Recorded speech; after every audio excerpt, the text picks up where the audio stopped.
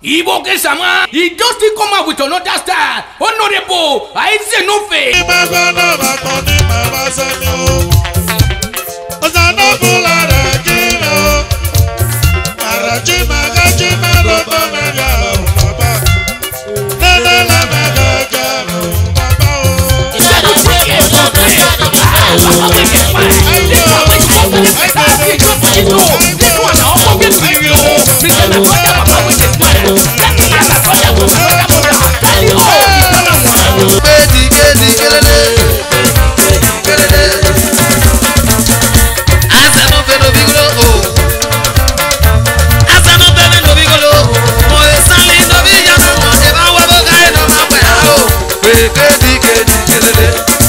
Make una no come give me with the music.